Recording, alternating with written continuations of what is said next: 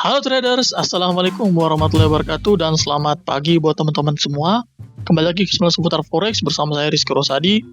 Di video kita kali ini kita akan bahas analisa lagi dan pasangan mata uang yang akan kita analisa yaitu Australian Dollar versus New Zealand Dollar atau disingkat AUD/NZD. Namun sebelum lebih lanjut, jangan lupa klik subscribe dan nyalakan lonceng notifikasinya agar tidak ketinggalan konten-konten terbaru dari kami. Oke, kita langsung masuk. Analisanya pertama kita lihat dulu di strukturnya ya. Teman-teman bisa lihat strukturnya ini lebih ke sideways ya. Ini high, ini low, high, lower low, lower high, dan ini terakhir cuma membentuk double top ya, double bottom. Jadi kalau dilihat ini sebenarnya masih sideways. Namun teman-teman bisa lihat di area supply yang saya tandai ya dari candlestick ini di harga 1.0578 sampai 1.0612. Ini sebenarnya adalah area resisten. Jadi resisten daily ini weekly, bisa juga weekly ya. Kalau di weekly pun kelihatan. Ini jadi yang sudah menahan ini 1, 2, 3, ini yang keempat. Dan ini cukup menarik ya karena di weekly-nya ini juga harga candle-nya mengecil ya. Jadi ya bisa jadi ini bisa ada di push dulu ke bawah sedikit dan kita bisa manfaatkan di time frame H4 atau di candlenya tuh 2 candle daily atau mungkin 3 candle daily turun ya. Jadi kita nggak perlu targetnya sampai di sini atau sampai di sini, nggak perlu ya, cukup sampai di sini aja udah cukup. Kita bisa dapat 1/1 atau 1/2 karena emang kita nggak mengharapkan bahwa ini akan lanjut ya karena ini masih sideways. Jadi yang pertama kalau ditanya ini skenario apa, skenario sell di supply, bisa jadi juga skenario di resisten, bergantung melihatnya dari sudut pandang yang mana. Kalau misalnya teman-teman ngambil dari sini berarti sell di resisten, tapi kalau ngambil dari sini sell di supply. Dan area supply-nya di 1.0578 sampai 1.0612. Itu untuk levelnya ya, struktur dan levelnya. Terus yang terakhir untuk signalnya, kita menggunakan 2 langkah. Yang pertama itu adalah recent daily yang valid, yang kedua konfirmasi H4.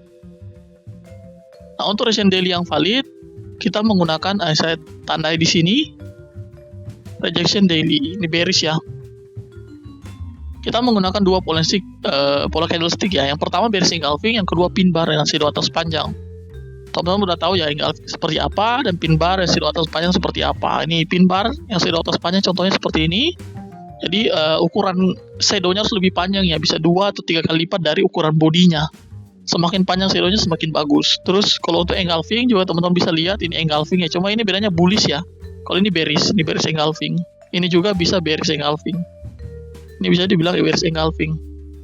Jadi ini sebagai tanda bahwa seller ingin mempertahankan level di area supply ini atau area resisten ini di 1.06 ya. Kalau resistennya itu berarti 1.06, kalau supply-nya di harga ini yang biru ini. Jadi langkah pertama kita harus nunggu dulu sampai terbentuk recent daily yang valid. Setelah terbentuk recent daily yang valid baru kita masuk ke time frame H4-nya besoknya. Nah, saya lihat dulu untuk H4-nya. Kita lihat H4-nya.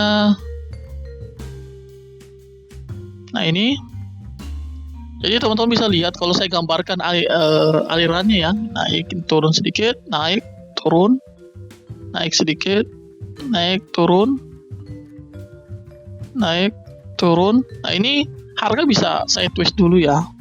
Nah, kalau terbentuk bearish engulfing maka ada sub movement ke bawah atau pin bar lah dari segini ya, menandakan bahwa seller ini cukup dominan di area supply dan ingin mempertahankan levelnya. Kalau ada tanda seperti itu, maka besoknya kita bisa entry dengan menggunakan konfirmasi H4. Jadi kita tunggu pullback dulu. Contoh misalnya ada bearish engulfing ya, berarti kan ada sub movement. Karena kalau engulfing kan berarti nutup pergerakan yang hari sebelumnya. Opennya tuh minimal setara dengan harga close hari ini, minimal setara dengan open hari sebelumnya. Jadi kalau misalnya ada bearish engulfing, itu biasanya ada bikin lower low. Besoknya tunggu pullback dan kita sell. Ini biasanya itu dia di lower high-nya ya. Jadi sebenarnya cara entry kita sebenarnya kita entry di lower high H4. Makanya kita tunggu pullback dulu. Pullback ini juga bermacam-macam ya. Ada pullback yang panjang agak tinggi ya, candlestick-nya banyak. Ada juga pullback yang cepat. Contohnya misalnya cuma 1 candle atau 2 candle H4. Naiknya juga kalau ditarik Fibo cuma 23% atau mungkin paling 38, paling tinggi ya. Jadi pullback ini juga kita bisa lihat ya bagaimana menyesuaikan dengan kondisi ya, seperti apa yang market sajikan. Jadi kita nggak bisa paksa bahwa pullback harus sampai atas, nggak ada seperti itu. Jadi skenario-nya saya tulis di sini. Yang pertama recent daily yang valid, bearish. Terus yang kedua adalah bearish konfirmasi H4, bearish juga. Ini dua pola candlestick-nya. Terus seperti biasa ada 3 poin yang sudah saya sampaikan. Yang pertama sabar sampai terbentuk ya, ini 2 langkah ini. Terus yang kedua gunakan money management, sarankan 1-2% risiko per transaksi. Terus yang ketiga gunakan emergency exit ya. Emergency exit ini misalnya harga kita sudah entry sell di sini. 2 langkah ini sudah terbentuk. Stop loss-nya misalnya ini kena. Misalnya kita entry sell di sini, stop loss di sini, TP1 ini 1/1 ya, TP2 di sini. Maka idealnya itu harga kena langsung TP1 itu 1-2 hari, paling lama 2 hari lah, tapi idealnya 1 hari. TP2 1-2 hari. Jadi kalau harga misalnya sideways di sini, berarti ini kemungkinan besar sellernya nggak kuat dan kita harus close, masih exit. Karena paling spesifik adalah lihat daily-nya. Kalau daily-nya terbentuk salah satu 2 pola candlestick ini, bullish engulfing, pin bar, resistance atas panjang atau bullish inside bar, maka posisi kita close. Berarti ini sellernya nggak kuat. Jadi itu saja tanda spesifiknya. Karena idealnya ini cuma 1-2 hari untuk nge-push sampai ke TP1 ataupun TP2-nya. Baik, mungkin saja bisa saya sampaikan. Kurang lebihnya mohon maaf. Terima kasih. Assalamualaikum warahmatullahi wabarakatuh.